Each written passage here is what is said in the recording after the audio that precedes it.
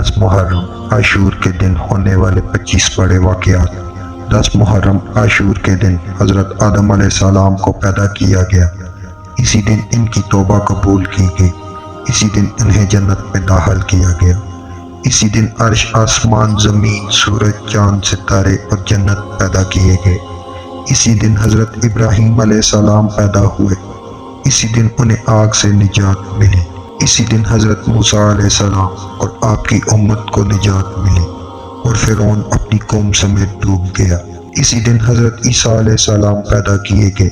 اسی دن انہیں آسمان کی طرف اٹھایا گیا۔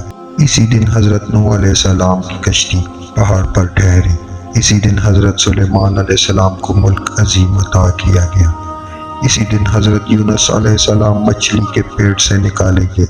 اسی دن حضرت یعقوب علیہ السلام کی بینائی کا صاف دور ہوا۔ اسی دن حضرت یوسف علیہ السلام گہرے کنویں سے نکالے گئے۔ اسی دن حضرت ایوب علیہ السلام کی تکلیف رفع کی گئی۔ اسی دن زمین پر سب سے پہلے بارش نازل ہوئی، یہاں تک کہ یہ بھی کہا گیا کہ اس دن کا روزہ رمضان سے پہلے فرض تھا، پھر منسوخ کیا گیا۔ اور اسی دن امام عرش مقام امام حضرت امام حسین رضی اللہ تعالی عنہ کو 3 دن بھوکا رکھنے کے بعد اسی عاشورہ کے روز دشت کربلا میں انتہائی صفا کے ساتھ شہید کیا گیا۔ دوستو، صدقہ جاریہ کی نیت سے یہ انفارمیشن دوسروں تک شیئر کریں۔